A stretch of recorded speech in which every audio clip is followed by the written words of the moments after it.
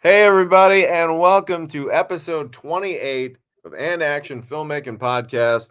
I'm Tommy DiNucci, as always, with me, my co host, Mikey Messier.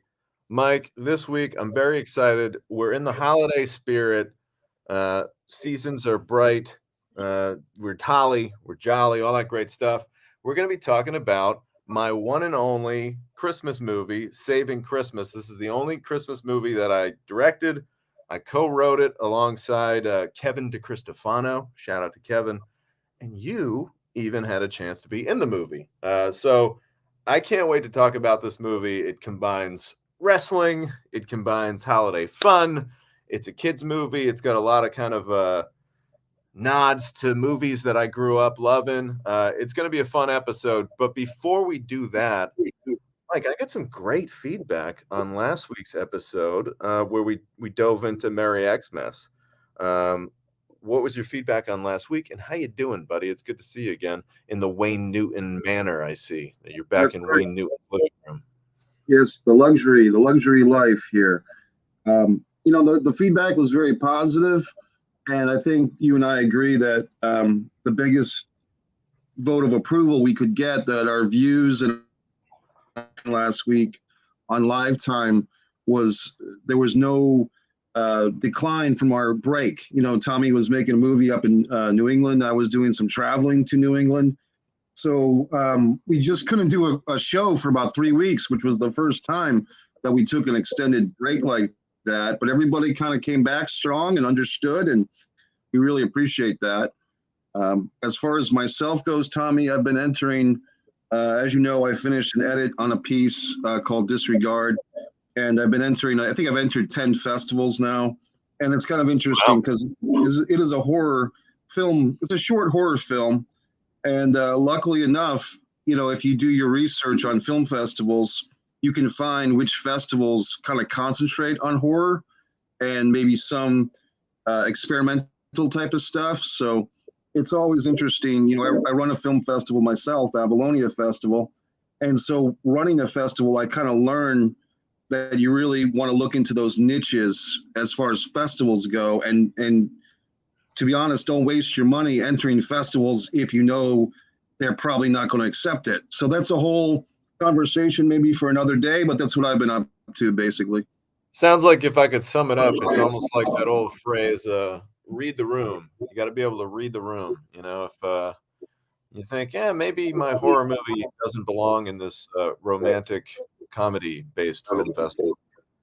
All right, Mike, let's get into it. Saving Christmas, we're gonna go in our way back machines to the uh, well, it'd be really, I believe it was like March of 2017. This is a really interesting story, Mike, how this one came about. Because I'll be very honest, and this isn't to try and be, look down upon the holiday movie genre. So many great Christmas movies that we all grew up on, Home Alone, Christmas Vacation, just to name a couple. Um, but I never really set out to make a Christmas movie. That wasn't something that was like on my list of goals. Um, but at the time, I was just dying to make a movie.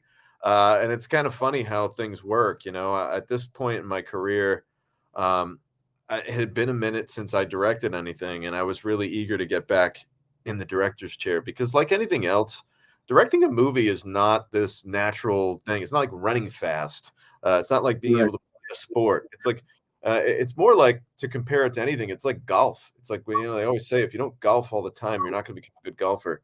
Well, if you don't constantly have your mind in that creative mode of directing and telling a story, you can get rusty. And I didn't want to get rusty. So I got a phone call from David Gear, who we've talked about dozens and dozens of times on the show. Shout out to David Gear, producer, actor, does a little bit of it all. David reached out to me, and he had been working with a company called Hollywood Media Bridge. Right. Um, and he gave me a call one night and was just like, Tommy, do you have any Christmas movie scripts or ideas or anything? I got to pitch these guys. They want a Christmas movie. And if you didn't realize it, and most people know this, but just to get into it, or if you haven't really ever thought about it, You notice every year there are just new Christmas movies coming at you from every angle, so many different networks. They're all putting out this Christmas content. There's a real need for it. It's like the gold rush for a distribution company because they know that every year from early November, even in through, parts of early to mid-January, there's this really kind of fertile world of holiday movies where people are going to be just doing all these dives into the Christmas movies and they want new shit. People love Right. new. I mean, yeah, we all love to watch our favorite holiday classics and you dust off the old Miracle on 34th Street or, even a newer classic like the Santa Claus. Yeah, we love that shit. But people want new. They want something fresh. And all of these television networks that have to put out these movies, well, they have a quota they have to reach. They need X amount of Christmas movies every year.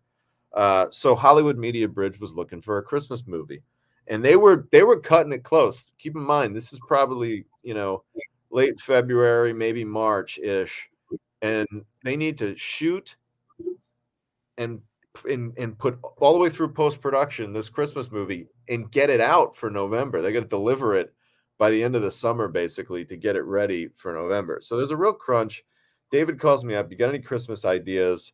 I said, give me 15 minutes. I hung up the phone and I called Kevin DeCristofano right away.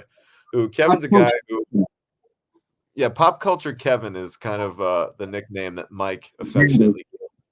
And part of that's because Kevin's a bit of a pop culture expert. He kind of, he's one of those guys that has a great mental recall, and he can kind of just dig up facts from, he'll watch a show once 15 years ago, and he'll be able to tell you everything about it. He loves to read. He loves to dive into, the minutia, the details that most people find as trivial. He finds to be really fun. So we call him Pop Culture Kevin. He's a great actor.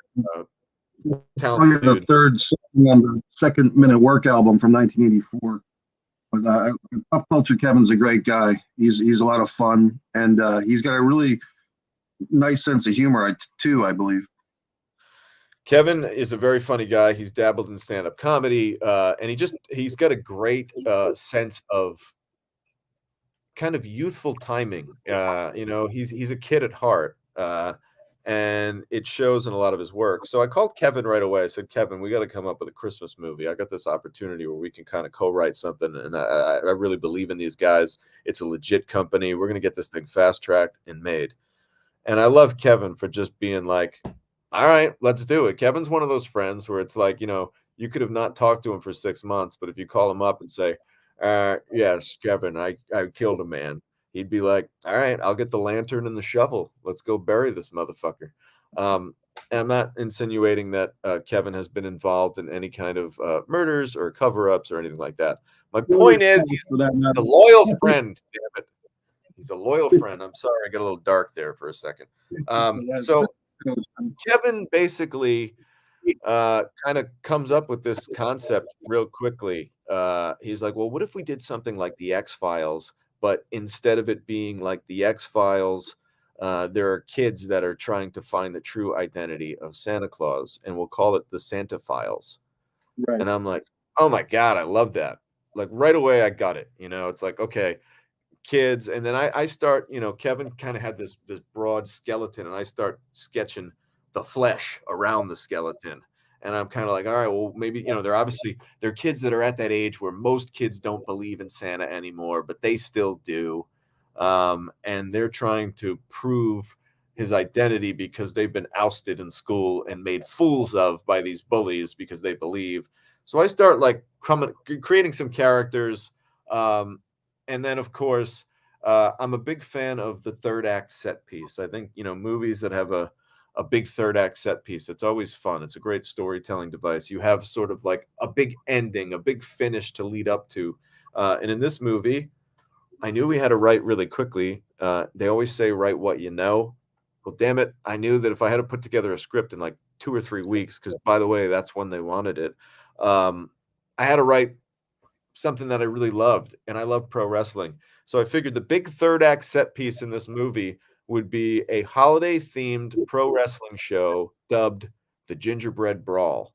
So boom, we had it. Okay, we got the framework of our story. These kids, they're trying to find the true identity of Santa Claus, and the rest, kind of just started to write itself. And basically, the idea was the kids had to get a ticket to this big wrestling show at the end of the movie.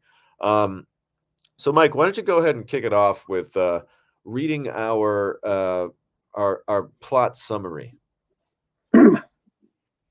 Saving Christmas 2017. A young boy, Danny, tries to prove the existence of Santa by using his intelligence and gadgets. He and his trusted group go on an intense journey to find the truth of Santa. Now that's a very short log line, but in addition to that, Tommy, there's elements in this story of single parenthood, of bullying, like elementary school bullying, or elementary/middle school bullying. You can tell us more about that, which I think is a big element, which is very timely and topical. There's elements of kind of moving on from grief. And in the case of Santa and his trusty elf, kind of that mystical living with a secret identity type of thing, which would eventually bring us to Ed Asner as the mysterious Santa Claus character in one of Mr. Asner's final roles. What a legend! What a legend he was. You captured him in one of his last big roles, which I think is a great testimony. And it's a family movie, but it's a movie that I think sometimes when you say family movie, it's a thinly disguised way of saying this is what you plop your 6-year-old in front of for 2 hours as a babysitter, but not this movie, because this movie, to me, it's something that adults and children can get something out of it with the same watch. So, yeah. Yeah, Mike, I appreciate that. And that was something that Kevin and I kind of felt strongly about. And producer David Gear too got behind it, because keep in mind, David was, one of the guys that had to pitch this to Hollywood Media Bridge and convince them. Jump back to the story. Basically, David pitched the concept that Kevin and I came up with, and they said, "All right, great. Can you get us a script in 3 weeks?" And we said, "Yikes! All right, we're not going to say no." So Kevin and I really banged on that kind of chess by mail style, where he would, send me pages, I'd send him pages back. We'd go back and forth. Then I broke off and wrote some of the wrestling stuff. He broke off and wrote some of the hunting down Santa stuff. We really did kind of tag team that shit, and it really worked out well. We came up with the script, and a credit to Hollywood Media Bridge for reading this script.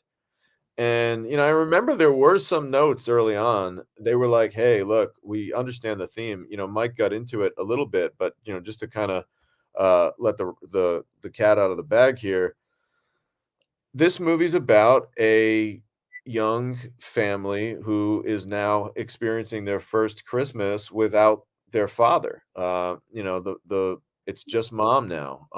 Dad passed away earlier in the year, and now these two kids who are kind of young and in this fragile age and time in life and situation have to try to get excited about Christmas, and it's really not that exciting. And it's hard for them to believe in Santa when their dad just got taken away from them. So it's kind of like, how am I going to believe in all this magic if something so horrible just happened to me for no reason in their minds?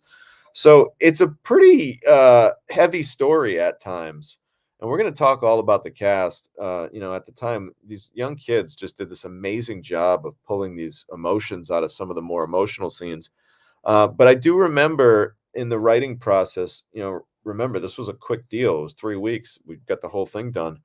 But I do remember we had one set of notes, and one of the sets of notes, or in the the only set of notes, they said, "Hey, could we will allow you to tell the story of this kind of single mom who, these kids are in a fragile state. We'll allow that, but you got to pull it back a little bit." Some of the scenes were very dark.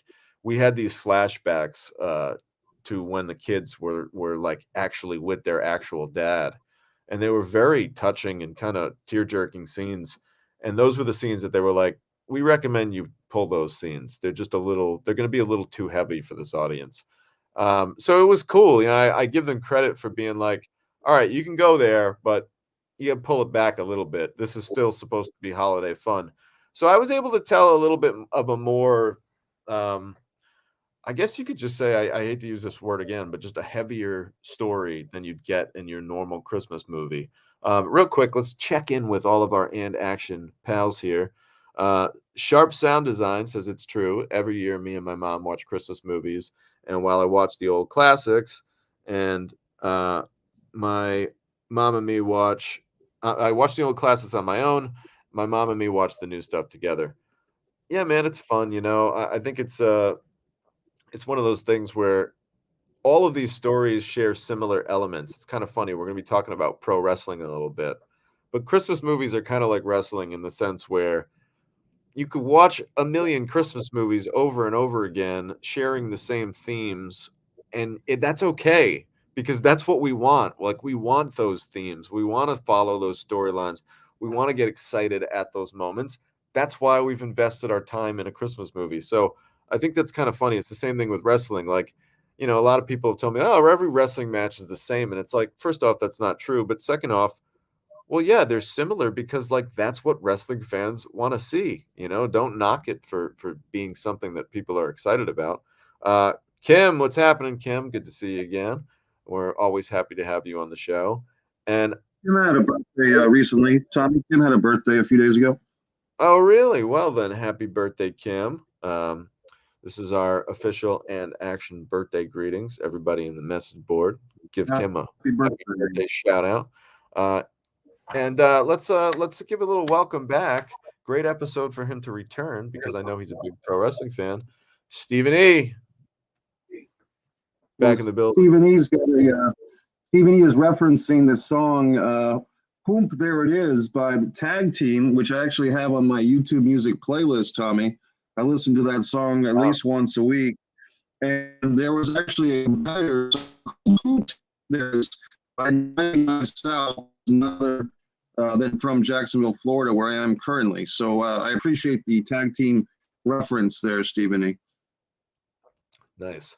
All right, so let's get back into the world of Saving Christmas. So we had everything together. We got greenlit, and it's basically go time. And I have a very short period of time with David Gear to kind of put together my team and get this thing ready to go and on its feet.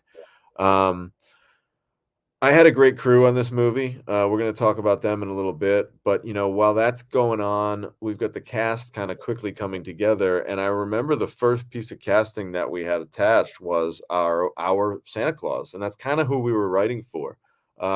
Quickly after the script got greenlit, we were basically told, "All right, your Santa character, he's going to be played by Ed Asner," and we were like, "Holy shit, Ed Asner!" Guy's a legend, obviously. Everybody knows Ed Asner from Mary Tyler Moore, but younger people would certainly know Ed Asner from the famous holiday new classic, Elf. He plays Santa Claus in Elf. So Ed is a legend. He was the president of the Screen Actors Guild for a long time. Just one of those true old school veterans, and having him on set was really cool. And a quick, story about Ed on this movie. Not to jump ahead, and if I'm jumping around, forgive me. I want to get this all in this. A lot of stories to tell about this movie.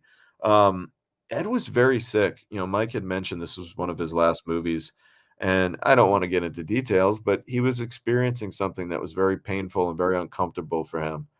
So much so that he had to go to the hospital one of the days that he was in town. Sometimes you get lucky with timing and scheduling, and I remember he came in like 2 days earlier. Usually like actors usually, a lot of times they'll fly in the night before. But Ed wanted to come in a couple days earlier, and he was working a little bit slower of a pace at that time. And I'm glad we brought him in a little early because he got really sick the first night he was there, and we had to get him to the hospital. It was that serious, and I want to say he spent a night in the hospital, or at least an extended stay, several hours. And then I remember saying to myself, of course, like, what the fuck? I mean, obviously I'm concerned for Ed, but the big thing too is just like, are we going to be able to make this film now? Like, how's this going to work? Because I remember that it was a little touch and go. just getting the movie kind of greenlit in that short period of time. And I knew that there was such a kind of rush to get the movie out and delivered so that it could be ready for Christmas that year. So I'm just saying to myself, like, man, how the fuck are we going to replace Ed Asner as Santa Claus? Like, he's the greatest Santa Claus you could ever dream of in this case. But of course, that didn't happen. Ed is a tough dude, or I should say, I'm sorry to say, Ed was a very Yeah. tough dude. Um, just kind of an old school kind of guy, college football player, rub some dirt on it and get out there type guy. Right. And sure enough, the next day he was standing tall on set, ready to rock. So that was pretty cool. Brooke Langdon is also in this movie. Brooke plays the mom and has a lot of really emotional scenes. She's really talented. I remember her movie called The Replacements with Keanu Reeves, which is really fun that she plays the female lead in. She was in the TV series Friday Night Lights. And of course, one of my all-time favorites, she's in Swingers, which, if you grew up in the 90s and you love movies, chances are Swingers is on your list of just really cool movies to kind of to grow up on. Was she one of the cocktail waitresses in that Vince Vaughn and Jon Favreau meet up at the casino, or was she one of the girlfriends from earlier in the film? Mike, she plays the character Nikki. Okay. So I think she was one of those girls, but um, just a Well, cool beautiful, movie. beautiful actress. Yeah. Just a cool movie to be a part of. And Yeah. then of course you had mentioned there's a secret elf. Well, that's played by Patrick Muldoon, who was in movies like Starship Troopers, had a long run on Melrose Place. And of course, for me, well, I know him as a no good Kelly Kapowski stealer on Saved by the Bell. He actually played a really cool part, on Saved by the Bell when I was a kid. This was a very, very big deal. Anybody who knows the show knows that Zach and Kelly were an item for a long time. And then all of a sudden, this cool guy starts working at the Max, and he's an older dude, which is kind of a little controversial. I'm pretty sure he's a college boy who's working at the Max, and he's hitting on Yeah. Kelly Kapowski, who's a senior in high school. I don't know if I was Right. Mr. Kapowski's dad, I might have something to say about that. But yes, Patrick Muldoon, really funny guy. I got some fun Patrick Muldoon stories. Patrick Muldoon's a great guitar player. He's in a band, and actually, when he was in town for this movie, it was kind of funny. He was like, "It's like, man, I need a guitar." I was like, "Oh, I got a couple guitar. What do you need? I got a Les Paul. I got a Strat. What do you want?" He's like, "You got a Les Paul?" I was like, "Yeah, I'll bring it." And he goes, "Dude, no, I need like a quiet place, and I can't practice at my hotel because I really got to jam." And I was like, "Just come to my house, man." I was like, and I wasn't even home. This is a true story.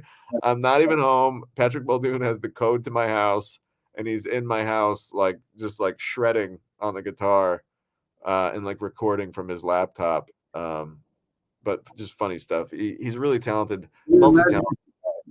Um, can you Go ahead, imagine Mike. if you came home and can you imagine if you came home and you had Tiffany Amber Thiessen there?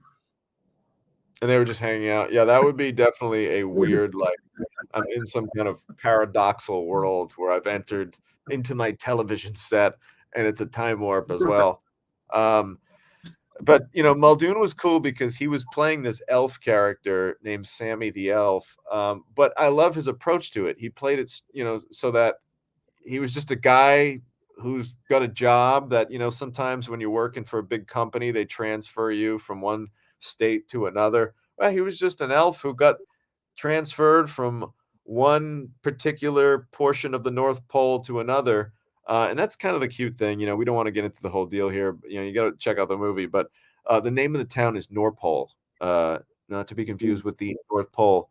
But it's basically the Norpole Toy Company is the company they work for. And we reveal that that's Santa's company. And basically, Sammy the Elf reveals that, well, Santa's can't do it all from the North Pole. He's got satellite toy shops set up all over the world, and that's how he does it. So this is basically an example where an elf was just happened to be transferring from one division to another, kind of a deal, and now he's Santa's personal assistant. So Patrick Muldoon had a great a great character in this movie, and he played it like it was, you know, everything um, occurs in real life, right? Like that's kind of, you know, when you're telling a story about fantasy, and this is true in every kind of fantasy type movie from Star Wars to Lord of the Rings and everything in between. But when you're creating this fantasy world, it's very important that the characters within the world treated with a level of heightened realism on everything. You know, the world that they're living in has to be so believable, right down to the terminology that they use. You know, whether it's you know, how they speak, how they interact with other creatures in this world. It's very important. So I think Patrick followed that to a T, so that we really do believe that, no, that, you know what, a lot of people think Santa's not real, but I guess this could work if he had all these different divisions throughout the world, and it's just like it's like Amazon. I mean, how is Santa any different than fucking Amazon, really, at the end of the Right. day? Um, and then let's briefly touch upon these great. It's funny, I say these kid actors. They're all in college now, I believe. But um, Jack Bernalt played the main kid there, and he had a really tough job because obviously he had to kind of shoulder the load as far as just telling the story, and he had to be funny, and he had to handle all of the kind of warm fuzzy Christmas scenes, a lot of the comedic scenes. But he had, again, you know, we talked about it. There's some emotional stuff that gets kind of dark in this one, and he has to handle that too. And he did an amazing job. Jack's doing great. He's in college now, and he kept that artistic vibe going. He's a great drummer now. So cool to see him still doing his thing. And I believe he was in a couple of other shows and kept the acting chops sharp. So I wouldn't be surprised if you see Jack again in front of the camera, because this was just one of the funniest kids I knew. Real quick, we did a tribute film called Slimebuck for a friend of mine that passed away, and Jack was the lead. And I remember he was, probably only like, I don't know, 6 years old at the time. And he had this crazy recall for like old school movies like Caddyshack and, Stripes. And I'm like, how is this kid reference? How do you know that? How do you know? Like, where are you coming up with these jokes, kid? And his dad, Greg, a really cool guy, just raised the kid right on all the classics. And it was kind of it was fun. It was really cute to see this little, 6-year-old kid, referencing lines from movies that came out 35 years before he was born, which He's I the always think is cool. reincarnation of Harold Ramis or John Candy. Like he's got an old 80s comedian actor soul in his young body. Yeah, he really did. And then Lindsay Blanchard, who plays his sister in the movie. Lindsay, another really very, very smart kid. Um, I don't know if she's in college yet. I think she's still in high school, but she's still performing a lot. I keep in touch with her mom on social media, so occasionally I'll see what she's up to, and it's always great to see her doing her thing. And she's one of those people that every now and then you meet someone who's just going to excel at no matter what they do. Right. Kind of just like has all the skills to make kind of whatever they put their mind to happen. And Lindsay's one of those people, and she's got a bright future ahead of her. And I got to work with her, and we got to do Arlo the Burping Pig one of these days on one of these episodes of End Action. But I got to work with her in my first ever Los Angeles movie, the first movie I made in LA, which was a little kid movie called Arlo the Burping Pig. I don't want to I don't want to spoil that one for you. We'll save that one for a later date. But it is kind of funny because I think we shot that one in mid-December. So I'm getting all the. It's kind of funny when you're going on, you're looking through your phone or you're looking on Facebook and you get those memories and it's like 8 years ago today, and you're like, oh shit, and it's always like, sometimes it's nice and sometimes it's mind blowing because you're like, fuck, that was 8 years ago. God damn, I'm getting old. Right. Um, but I got one of those the other day for like, whatever it was, 7 years ago, you were filming Arlo the Burping Pig in Los Angeles. I was like, oh, no shit. Um, and then, go ahead, Mike. I just time flies because I remember talking to you when you went to LA from Arlo the Burping Pig movie, and you just said that was 7 years ago, which makes sense. It's the end of 2022 here. But yeah, time flies, buddy. It really does. Max Harris, really fun kid. I remember Max. It was kind of cool to work with him because he was actually like, I want to say, most of the kids in the movie were about 10, 11, 12, and he was like 14, almost 15. So I could just like talk to him a little bit. Not that I had to handhold the other younger kids, but there's just it's like anything else. It's probably like coaching a sport. When you're dealing with a slightly older kid, you can communicate with them a little easier. So Max was kind of like it was also cool too because like when the other kids started getting a little a little rowdy, a little excited, like Max would kind of rein them in. He was kind of like the team captain of the group. And then Right. I gotta give a shout out to Jalen Christian, who has done some amazing things. Jalen was in a film called A Journal for Jordan, which was directed by Denzel Washington. He was also in Black Adam. Check him out. Punch him in your social media, Jalen Christian. He's done some really amazing things. This young man has a very bright future ahead of him, and I knew it way back when. I'll say, but I could tell this kid kind of had that it factor when he was the youngest kid in the bunch. I think he was only 10 or 11 at the time. Um, but I just remember he had this kind of natural ability where he would be just kind of playing and running around like just like any other little kid would. And then, like, you'd be like, "Hey, Jalen, come over here. We're gonna do this," and you'd tell him what kinda what you wanna happen, and he could just snap into it from, like, little kid running around just being a normal little kid playing to, like, boom, let me hit something really emotional or, like, really tight, like, great on voice. Um, so check him out in this movie and check him out in a couple of the other big, huge films that he's been involved in. And another couple other great kids, the bully in this movie, Chase Anderson, Austin Ryan, those kids did a great job. And, again, like, some of the kids that we talked about went on to act in a lot of things. These kids were just kind of, for lack of a better word, regular kids, just kids that we were able to cast. They had a great look, great kind of, middle school bully look, and they were terrific. And, it's one of those things where at this age, kids are used to being able to play make believe and pretend. And if you get them in the right headspace, I always love working with kids because it's not that big of a stretch for them to pretend, and to kind of get into that creative mode where they're just, for lack of a better word, having fun. They know what the parameters are, and you keep them in the lanes, and you get some really great stuff out of it. That really comes off as authentic. Um, Kind of in the realm of A Christmas Story, if you remember the bullies, uh, the fights in A Christmas Story with Peter. Mike, you're coming in a little staticky over there, bud. We're having a little bit of technical difficulties. I don't know if your Wi-Fi. Yeah, you're coming in and out. It's like there's a pulse. I can come to the light, Mike. I was saying that your bullies kind of reminded me of A Christmas Story bullies. Yeah, they did. They did. It's funny. There's actually that scene where, again, times change so much. This was 7 years ago.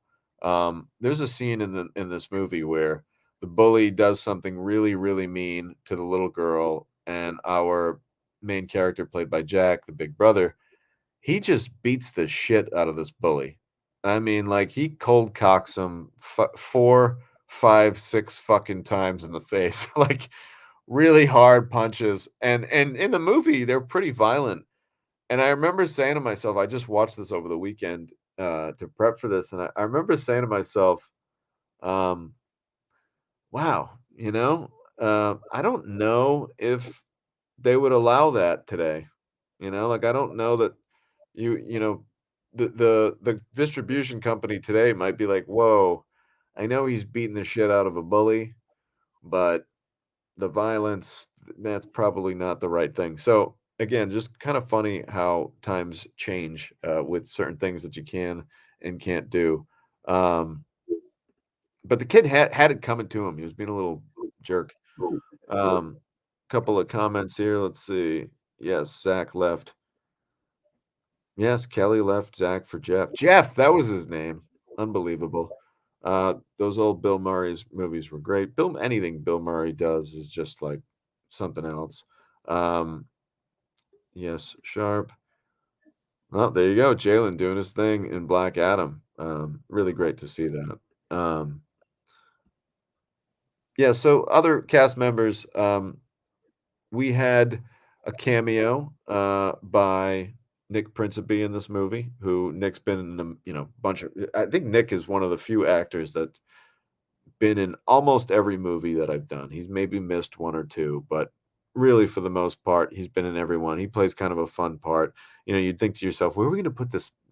6'7" tattooed, scary looking biker looking guy. Like, how am I going to find a home for him in this kids movie? But again, we're doing a pro wrestling movie, so it allowed me a chance to kind of like add some other characters that you might not normally see in a Christmas movie, and of course, Nick was one of them. Fred Sullivan's in this movie, and let me tell you, man, Fred Sullivan plays this promoter, wrestling show promoter. He's the guy behind the Gingerbread Brawl. He's the one who's putting together the whole show. His character finds himself in a little bit of a jam, and he's got this great monologue where the kids come to find him and they discover that he used to be a mall Santa. And everybody knows that the mall Santas aren't the real Santa, but they work for the real Santa. So he basically has this great monologue where he explains the joy that he gets from performing Santa Claus because he's able to. And I remember he's got this great line that I'm pretty sure he improvised because Fred has a tendency to basically take whatever I wrote and be like, yeah, this would be better if I say this. And it always is. And he said this one line where he's basically like, you just drop into the zone. And he's just talking about being Santa and how he drops into the zone and he sees the laughter on the kids' faces and they believe and the feeling that they really believe that he's this guy. And it's just I'm butchering it. You really got to watch the movie because I think I'm gonna just put a clip of this on my social media because I get a little teary-eyed when I watch this monologue, because it really does, in about 2 minutes or 1 minute, whatever it is, kinda sum up the meaning and the feeling of what Christmas is to not only kids, but to adults, right? Because I think, as a kid, we grow up loving Christmas because we love the presents, and we love the magic, and we love Santa Claus, and it's a fun, happy time. I think as you get a little older, sometimes you can get jaded, and it's not until you see a child enjoy Christmas that you kinda get that spirit again, and you can kinda I have, a couple of godchildren. I have goddaughter and a godson, and getting to see them experience, uh, loving Santa and being all about that, holiday time and that experience, well, that's how you can get your kinda holiday spirit, back. So, it's just a great monologue by Fred. I think that if there's anything that we get out of this movie, it's all kinda summed up in Fred's 1 or 2-minute monologue there. Yeah, Fred has that great moment, and yeah, just it's interesting, Tommy. One thing you haven't dwelled on too much is the kind of inner workings of wrestling and Christmas intermingling in this movie, which I thought was really cool. Yeah, let's get into that. I'm just gonna talk about a couple of other actors, and then we'll do our dive into the wrestling aspect. Mark Sullivan, who was in The Manor, a quick shout out to him. He plays a kind of a fun character who gives the kids a little tip about some reindeer that he saw. He works at a tree farm. And later, I'm going to tell you a story about a little disaster that I had that day that we shot at the tree farm. It wasn't really a disaster, that's being dramatic. But also, Wendy Overly, RIP. Wendy was in this movie. She played sort of like the postmaster general in the film, who, Mike, you actually, she was your boss in the movie. She did a Yes. great job. Again, all the letters to Santa, they got to come through the post office. So she would know where that address is to get them to Santa. So it's kind of this movie becomes like a cute detective movie for kids, and Wendy did a great job with that one. And then Mike, of course, you had a cameo in this movie. What was your experience like working on this one? Well, it was nice. I mean, I played the post office assistant, kind of like the front line before Wendy's scene. And just a quick mention, Wendy Overly was a great acting teacher. She actually taught me in a movement class that I took with her. What a nice lady. And she did some great acting work at Sandra Feinstein Gam Theater, among other places. But Wendy, basically, my role was basically the front line guy at the post office, and probably the toughest thing for me, Tommy, was finding a suitable shirt. But I ended up at like one of those big and tall men's stores in Warwick and found a shirt that was like the real color of a post office shirt, and then you guys had some type of badge for me to put on top of that, so it Yeah. looks pretty effective. Yeah, it did look good. I remember that. Mike, yeah, again, and this is no knock to Mike, but there are other actors that I've had where, when you cast them in the movie, you're like, we're not going to be able to get something off the rack usually. Usually it's always nice that Mike comes with his own clothing. And it's hey, actors out there that watch this show, that's a little nod. If you're a bigger fella, you know, bring your own shit to set because there's a chance that you'll show up and the wardrobe folks are just like, "Yikes, we don't really have anything quite perfect for this." I'm not saying you should do your own wardrobe just because you're a little bit bigger of a guy, but hey, as an actor, you want to bring as many tools to the table as you can, and saying, "Oh, I actually got a couple shirts in my car that might work." Any costumer in the world is gonna be like, "Oh my god, that's amazing. Let's see them, please." Mike, would you agree? You've probably been in that situation before. Oh, I mean, I did ESPN. I did a day of their when the Bronx was burning show, and they had me wearing a size 12 shoe. I wear size 14. So if you don't bring your own stuff, they're not going to care for the most part. You have to. They're not going to say, "Oh, we'll go out and buy this extra guy a size 14 pair of shoes." So you're always better off being prepared, bringing too much instead of too little, and too, especially, but really for everybody, you're always going to be more comfortable in clothes that you're familiar with, and you're never going to give yourself a hard time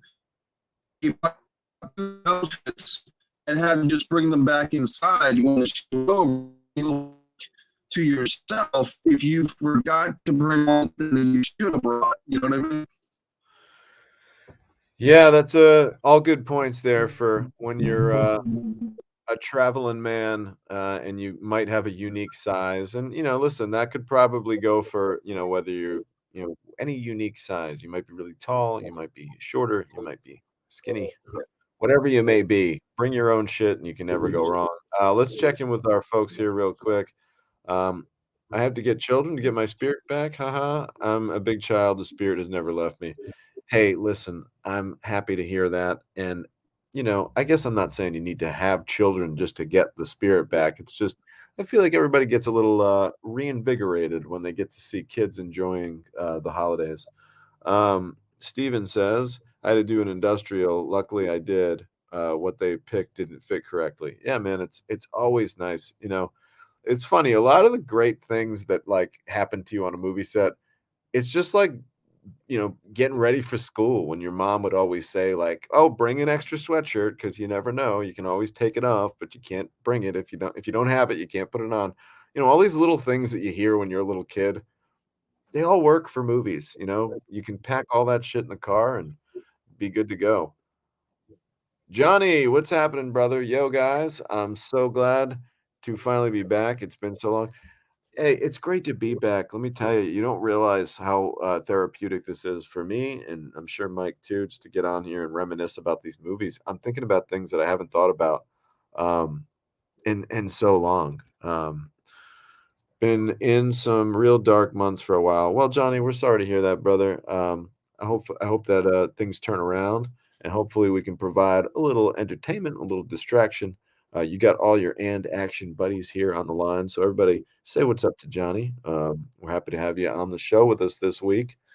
Hey, Johnny. So I got to keep going and getting into this because there's so many stories, and we're already 45 minutes in, and I really want to cover as much as I can without having everybody be put to sleep, like I'm shooting goddamn tranquilizer darts at y'all. So we'll get right into it. Mike had mentioned the wrestling, right? Everybody knows. I'm not going to get into it. Mike, I love wrestling. Okay, if I were to turn my computer a little bit to the left, you'd see a whole gang of wrestling action figures on my shelves. I'm a little obsessed. So again, we wanted to have a Christmas themed wrestling extravaganza called the Gingerbread Brawl. Um, and a lot of people might not know this. And Mike, please, without putting everyone to goddamn sleep that's not a wrestling fan, will you tell people briefly the connection between famous wrestling shows that would take place on Christmas? That was always a tradition. Tell us a little bit about that. World class wrestling, in my opinion, shows going back to 1981, 82, 83, 84, 85, and so forth.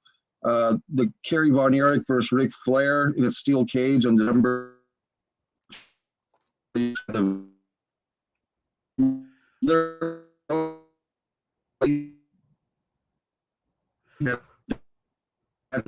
Buddy, your connection is really failing us right now.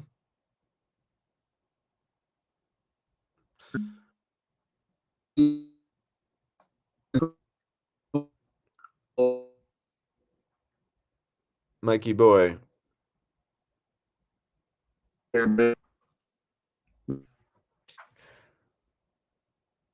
Well, guys, I believe we've lost Mike. I'm sorry to say. Looks like he was bit by the internet bug. But we're going to try to get him back on. I'm sure he'll pop back in when he gets his signal.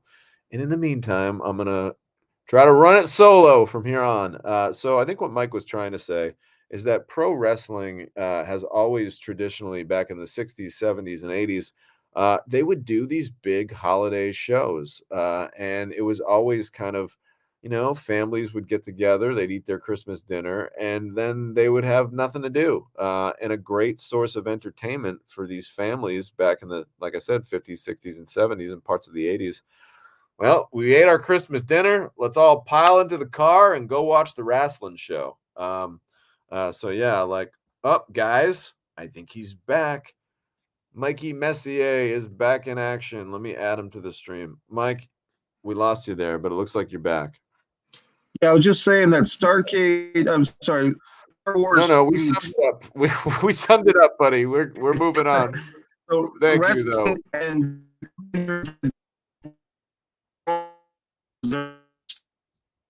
yeah, Mike, you're really you're not coming through clearly anymore, buddy. You go ahead. I'll just sit here. Go ahead. All right, yeah, chime in if you can. Yeah, so basically, wrestling has always had a deep tie to Christmas, and we decided to make this Gingerbread Brawl a thing.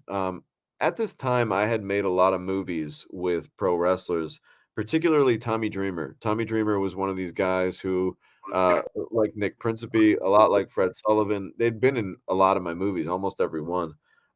So I reached out to Tommy, I told him what I was doing, and I explained to him that, I didn't want him wrestling in this one. I wanted him to actually play the part of the commentator so that he could really tell the story. I knew that he understood wrestling enough to kind of be the voice of the Gingerbread Brawl. And it would be more of a help to me to have him outside of the ring, calling all the action and making sure that everything is kind of delivered in a succinct manner rather than just have him in the ring and work in a 30-second bit. Because in a movie, everything's condensed, right? Like in real life, a wrestling match is usually 10, 15, sometimes 20 minutes.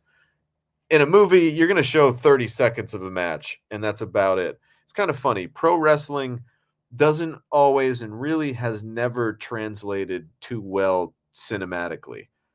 It's kind of something that you need to watch in more of like a television presentation as if it's a traditional sport, more so than it's a movie.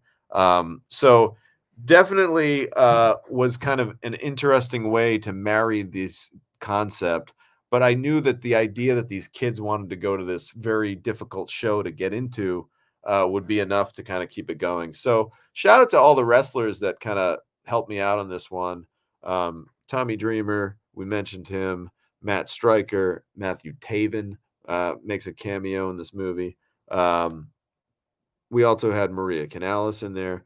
Mike Bennett plays our, kind of hero in the movie. Mike the Miracle Bennett, we call him. So it was just really cool to have all these people. Vinny Marsiglia was in this film. Just really cool to have all of these actual pro wrestlers involved in this film. Kind of making it authentic. It'd be one thing to have a bunch of actors saying that they're wrestlers, but to have the real deal kind of lends a little bit of credibility to what we got going on. And of course, the big, to me, and I love Matt Taven, I love Matt Stryker, I love Tommy Dreamer. All these guys are terrific, but to me, what was really exciting was getting David Heath in this movie, Gangrel. When I was a kid, I loved Gangrel. Gangrel was a vampire type character for the WWE. And he was just badass. He had this really cool music, and he had this really cool strut. When he would walk down to the ring, he would just kind of like bob and strut, and it was fucking badass, especially if you're 14 years old and you're just all jacked up and excited to be alive. Watching Gangrel come down to the ring, and of course he would have this chalice of blood, and he would drink this chalice of blood. He would point his head up in the air, and he would spit the blood in the air, and it would literally like rain down on the audience, which, like, think about that. And this is back in 1998, 99. Try doing that shit today in 2022. You're gonna ingest this fluid and then spit it at the audience. Right. That shit ain't gonna fly in the COVID era, brother. But what a world, what a time to be alive, what a time to be a wrestling fan. Really excited to get David Heath, aka Gangrel, in this movie. He played a Viking by the name of Tucker von Magnus in the film. And he came up with a lot of just great one-liners, when we filmed all these promos. Again, during the wrestling portion of this film, I got to kind of live my dream. I've always wanted to write professional wrestling. I've always wanted to produce professional wrestling to a degree. So I don't know if I'll ever get to do that on a large scale. Never say never. But at least I got to kind of check off the box. I'll never forget one moment where I was kind of just, I had worked on the wrestling with, David Gear, who was a pro wrestling manager, especially at the time, was working a lot.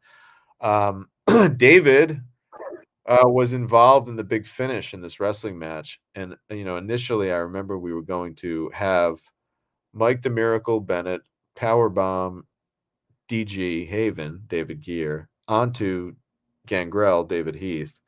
And then they were going to kind of do this like 2-man pin where Bennett wins and he pins both guys. Then I remember us trying to do it and David like not really kind of landing right. And I remember like all the wrestling guys just being like, whoa, whoa, like do not do the power bomb. Like, no, don't do like he's going to break his fucking neck. Like that's very dangerous. Like what I just saw is very dangerous, basically. And then I was like, okay, cool. What else can we do? And they were like, you should just have him, just have him do a big old body slam him onto the guy. And like, that's easy, safe. Everybody can sell it. So again, shout out to the wrestlers. I particularly remember the look on Matt Stryker's face, just being like, dude, if they try that in the ring, someone's going to get very hurt. So really cool. Again, when you have these guys on set, it's like having a whole team of stuntmen because they've been doing this night in and night out for 300 nights a year. These guys are on the road putting on wrestling shows.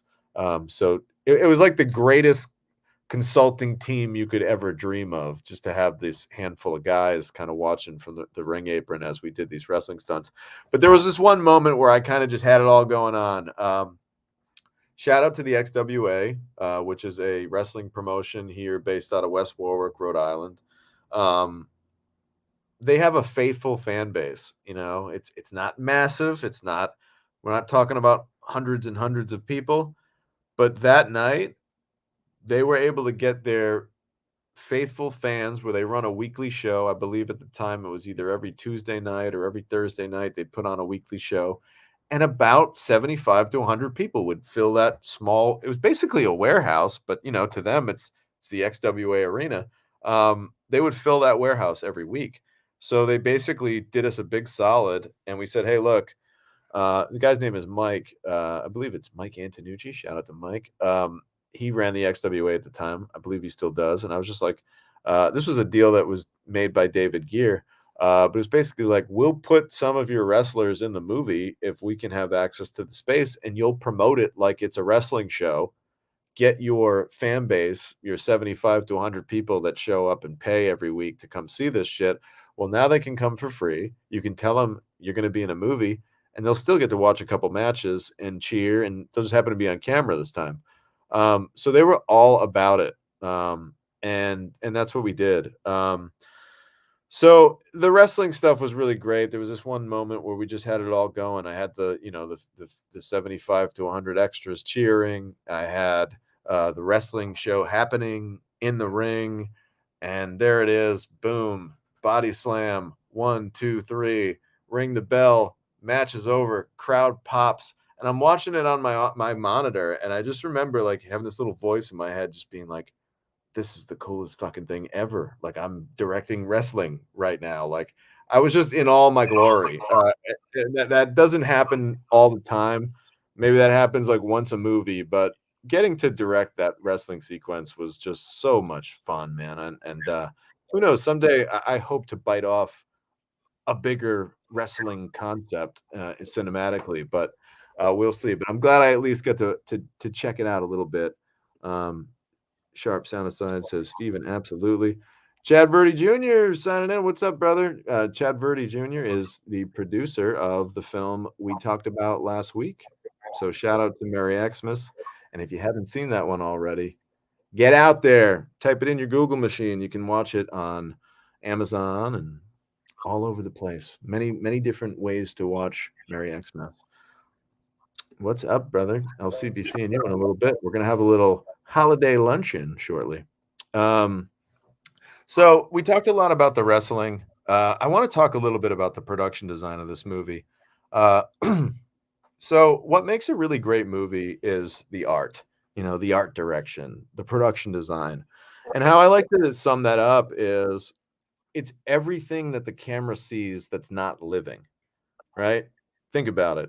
Literally everything the camera sees that's not a person, that's not a dog or an animal, that's everything. So basically, the art direction is everything. Allison Melillo was the production designer on this, and she just dove into it with this kind of really just dedicated sense of, she had a couple plans right off the bat. She was like, I want red and green in every single shot. Mike, can you mute your screen? Because I think I'm hearing some potential feedback, if you don't mind. Yeah, basically, her goal was to have red and green in every single shot, which she accomplished, and really just make it next level so that there are multiple layers. That's the big thing that I think a lot of production designers miss sometimes. The word that I use is layers. You need it to look like, it's one thing to just set up a set so that, like, okay, yeah, the remote control's on the desk, and there's the TV guide, and all right, yeah, let's shoot this newspaper. Now, like, you need layers. You need it to look like people have been there and lived there for weeks and weeks or days and days. You got to see the glass of water and the bottle of soda from yesterday, and where is the pencil, where's the little notepad, just like lots of, for lack of a better word, stuff. And I think Allie did that really well, and with a plan and with a design. And the coolest thing that she did is we actually made a Rube Goldberg, which, if you don't know what a Rube Goldberg is, you've probably seen him in cartoons. And basically, a Rube Goldberg is a sort of like a chain reaction type device to make something really simple happen. So it's like one of those, the boot kicks the lever, which pours the coffee, which is really hot, and the heat eventually rises and makes the balloon go up, which hits a switch, and then the switch hits a bowling pin that kind of rolls down a chute, and that hits another switch and turns a fan on, and it's just a series of these crazy events, and it really ends up just kind of like, I don't know, at the end it might just turn a light switch on. So she created this Rube Goldberg that basically the kids have this secret hideout, and to enter the secret hideout, there's this Rube Goldberg that she created, which is just incredible, and it kind of finishes off with this kind of aha moment where the Christmas tree comes on, and it lights up the Christmas tree and turns the TV on, and that's how the kids enter their little fort every night. Um, so it's just, again, the production design of a movie is so important. I don't think it gets talked about nearly enough. But Ali Malillo crushed this. Also, shout out to Chester Gordon, who did all of the costume design on this movie. Chester and his partner Elegance, who Elegance was on set for this movie, just kind of visiting us at the time. But Elegance Giovanni has a huge movie out right now called The Inspection.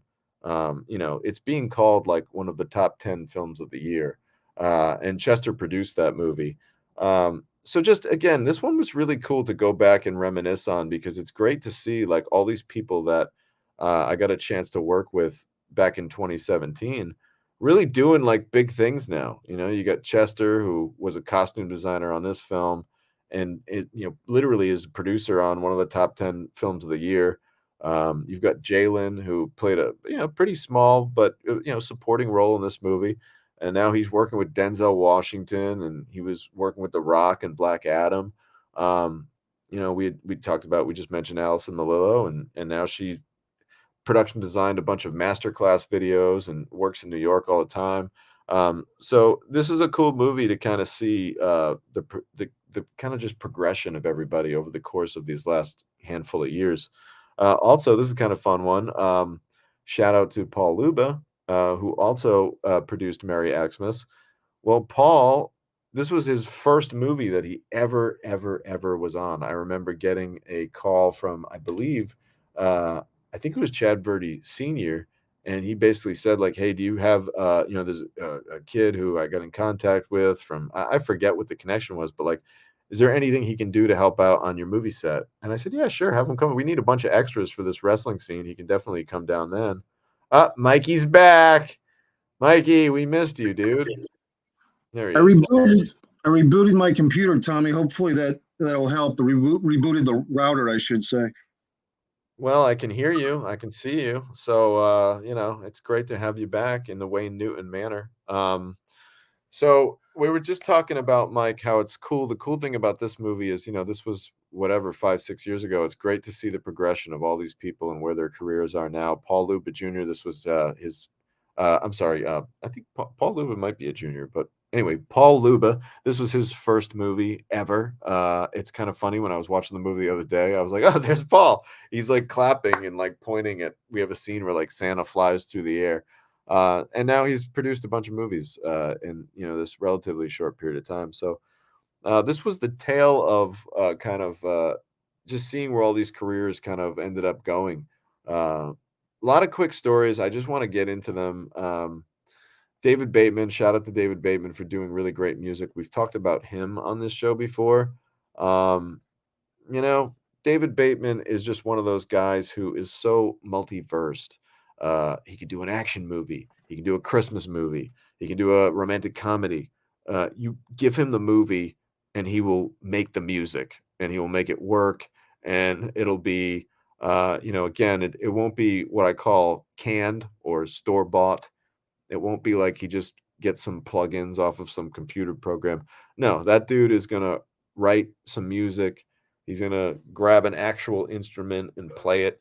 A true artist. So really great to work with David Bateman on this one. And the great thing about Christmas, scoring a Christmas movie, not that I've ever actually scored a Christmas movie myself, but the cool thing about it is all of these great Christmas songs, these Christmas classics like "O Come, O Ye Faithful," or "Little Town of Bethlehem," all that shit, it's all in the public domain. So you can take all of these classic songs that people, again, one of the biggest problems with music and movies on a budget, when you're balling on a budget, you don't have the money for recognizable music. So it's not the same. It's so impactful when you're watching a movie and you hear a song that you actually know. If there was a meter for your enjoyment meter while watching something, your enjoyment meter is now through the fucking roof because you're watching something that has a song that you love, and it already gets you pumped when you're not even watching anything. So of course, if you hear that song that gets you pumped and you're watching something cool, you're going to feel great. Well, if you don't have the rights to any cool music, you're going to be kind of screwed. But if you're making a Christmas movie, we all know what, again, all these songs that are in the Silver Bells and all these great holiday classics, they're in the public domain because they're, whatever it is. I think it's 75 years after the person who wrote after, easy for me to say, after the person who wrote it uh, dies. That's basically how that works. Not that I'm a copyright attorney. Don't take my shit to the bank, but I think that's how it works. Um, Checking back in here, Chadbury. Yes, he is. I think that's in reference to Paul. Paul is a junior. Chad's a junior, and I'm a junior. So we're just a bunch of juniors here. David is awesome. He's done a lot of films for us. David works a lot, man. He is a very, very prolific dude. Miss Ash, what's happening, Miss Ash? Welcome back. Miss Ash is always there for us. Shout out to Miss Ash. And sharp sound design. Music is so important. Add Christmas music. Yeah, I love Christmas music, man. Who doesn't? If Christmas music doesn't get you going and in the holiday spirit, I don't think I want to be friends with you. I don't think so. We can't be pals. All right, so let's go right into this. Okay, so I'm gonna do just random funny stories. There was a scene where Tommy Dreamer, who's a big tough wrestler and has done some very violent shit to his body, he's been thrown into flaming tables, he's been hit with metal chairs, and he's just a very tough, tough guy. So there was a scene where I said, Tommy, you're gonna get in the ring, and he's trying to maintain order during a near riot. And he gets in the ring and he says, fans, calm down, everybody calm down. And I wanted to have a soda, one of the classic like drinky cup with the straw. I wanted to have that fly into frame and hit him in the face. And one of my things is like in a movie, like if I'm gonna have something thrown at someone, I often want to be the one to throw it. And it's not just because like Right. I think I'm fucking Joe Montana, I'm gonna nail the target. It's because like, well, if I fuck it up, I'm the only one that I can yell at. If someone else fucks it up, then I'm legitimately pissed at them. Like, why can't you just do this? So it's like, you know what? I'll throw it. That way it's all on me. So I said, Tommy, I'm gonna throw this at your face, okay? He said, all right, listen, well, what's in there? And he wasn't concerned about like if it's heavy. He goes, is I don't want to be sticky all day. I'm like, no, it's water. It's just we'll say it's Sprite. It's water. It's fine. All right. Yeah, throw it right at my face. I don't give a shit. So I'm ready to go. I'm so fucking excited to throw this at his face. And action. Boom. I chuck the thing. It sails over his head. Now, this is a full, probably size medium soda with water in it. Launched over his head. I hit an old lady in the front row right in the face. Completely just took her face out with this soda water. Luckily, I knew the lady and I knew her son. And I was just like, I did the whole like, oh my God, I'm so sorry. Are you okay? And I went over and, we dried her off and she was a great sport. Thank God we didn't give her a black eye or anything. And she was unharmed. But that could have been bad. Second take, I got a little closer on that one, and I decked him with a nice water shot. So that was a fun moment. God, I probably wish I could have had that one back. Let's see some other. This was cool. All right, so we talked about Hollywood Media Bridge. That's the company that produced this. And the cool thing about Hollywood Media Bridge was, remember, this movie was greenlit really quickly, and there was something called a waterfall with the funds, where basically, and again, I'm an artist, sometimes I produce, but I get more involved in the creative side. I wasn't looking at the financial side too heavily, but there's something called a waterfall where they're going to give you the money, X amount this date, X amount this date, then you get a little more money. Well, snow was big. They were like, "Is there any way you can get snow in this movie?" I'm like, "Guys, it's the end of March. Like, we kind of missed the window for snow. Like, that's just not going to happen. Especially you want to shoot. Like, I think we shot the first week in April. So if you want to shoot the first week in April, there's no way we can do it." And then suddenly we got this unseasonable snowstorm that came together. It was on the horizon for like days, like 3, 4 days. We knew like next week we're getting fucking waylaid with snow. And then I said to David, I was like, "David, we got to convince them to give us some funds so we could shoot a snow day." I already cast all the kids at this point. So, boom, just like that, David got on the line with them, said, "Look, guys, we're getting hit with a massive storm. We can get out and shoot some really great snow stuff. It'll add a ton of production value." So, sure enough, they forwarded us, they advanced us, whatever it was, several $1,000s uh, to get started so that we could do what we called our snow day.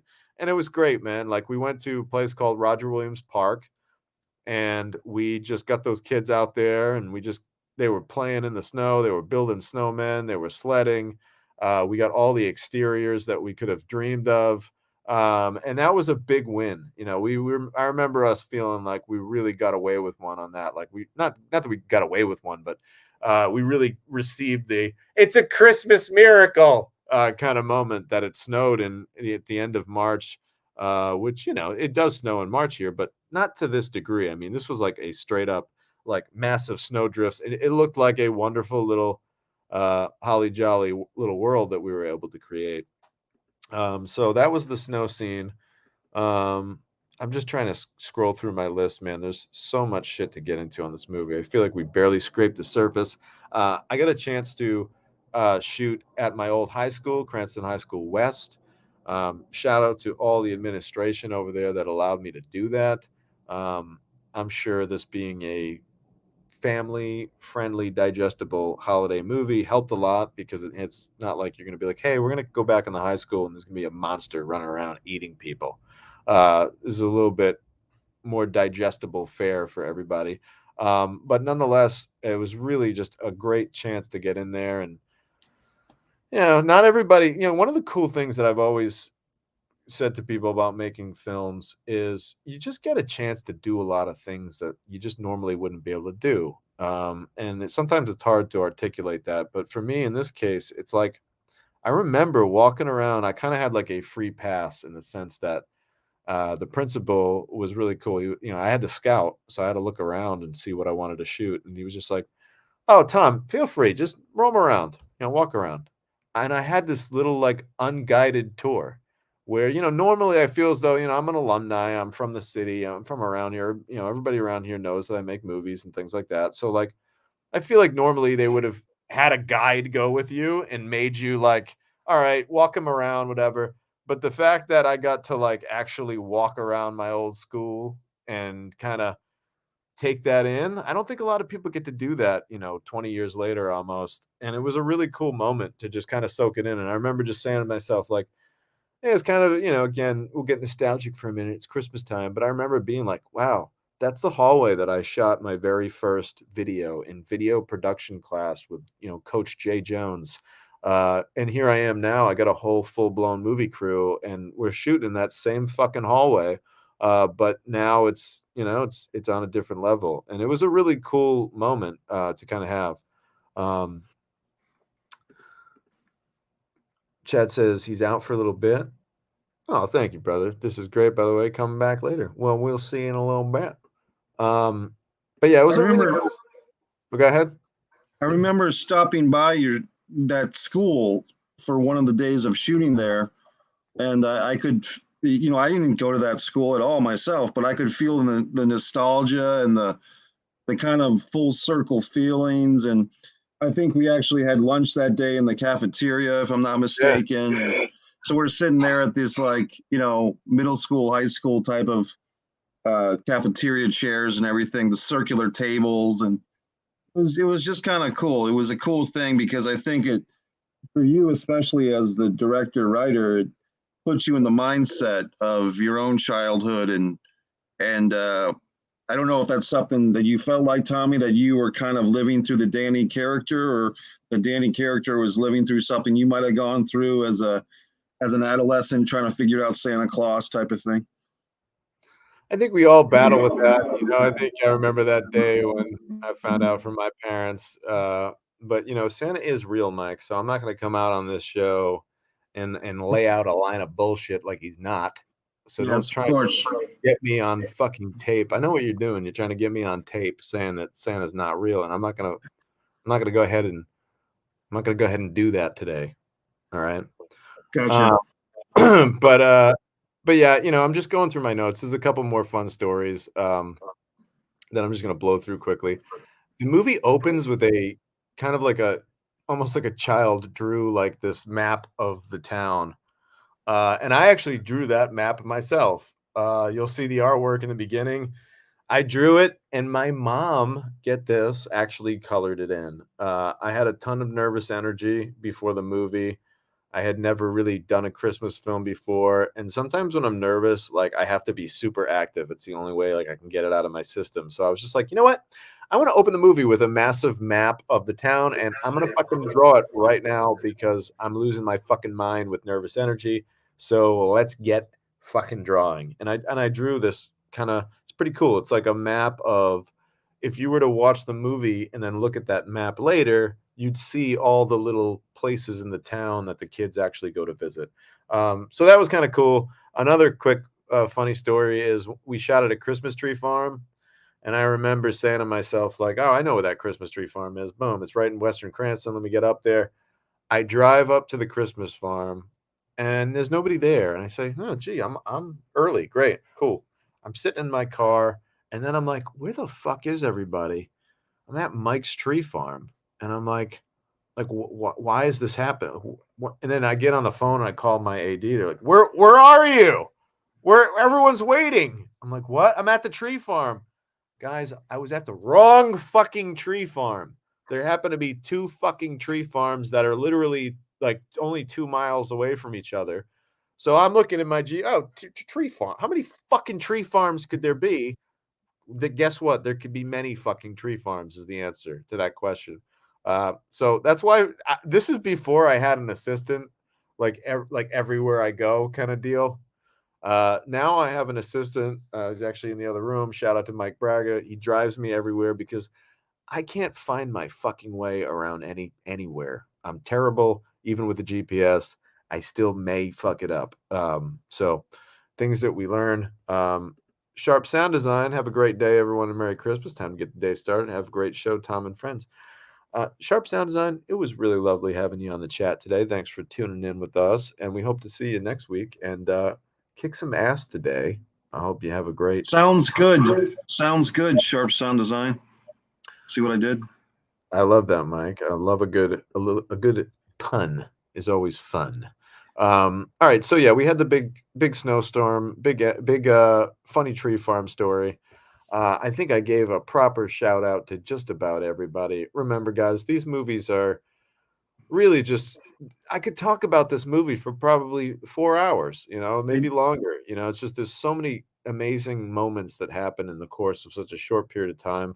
But the take home for me is just I loved working with this cast. I loved working with a mix of both youthful, fun, young energy and these kids that are all now, teenagers and probably some maybe even in college. And I loved working with the pro wrestlers, which is something totally different. And, working with them is kind of special. Also, shout out to just a couple, crew people.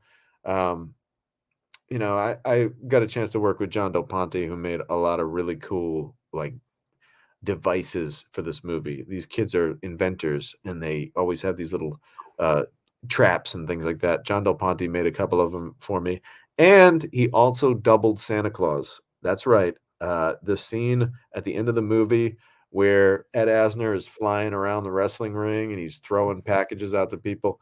Well, guess what? That was not Ed. There's no fucking way in hell we were going to hoist Ed Asner at 88 years old up on a lift and swing him around the ring. That just was never going to happen.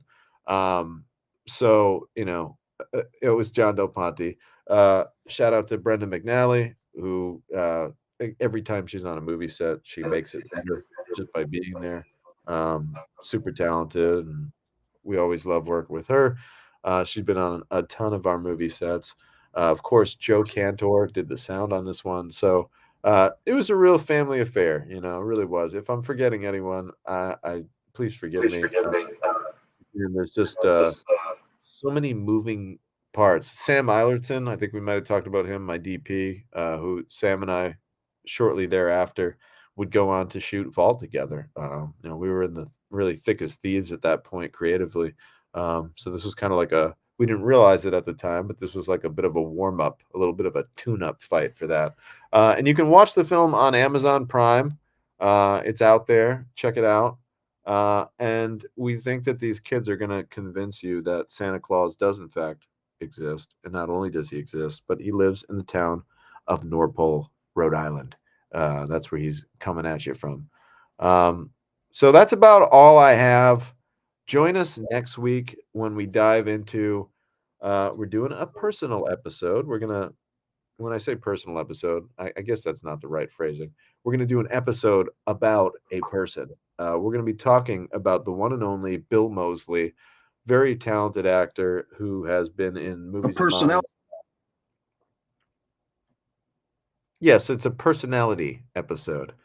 We're going to be diving into the mind, the personality of Bill Moseley, a guy who I worked with on movies like Almost Mercy and Arlo the Burping Pig, which is kind of couldn't get two more different films than those two movies. But Bill Moseley is a bit of a horror movie icon, and his birthday was in November. Happy birthday, late birthday, November 11th. And my plan when Mike and I were programming out the show, my plan was to do an episode in honor of Bill's birthday. And then I went on to make The Collective, and we had our little hiatus. So we didn't get a chance to do Bill's birthday episode. So next Tuesday, right after Christmas, you're going to get a late Christmas gift this year. And that late Christmas gift is going to be a deep dive on the one and only Bill Moseley.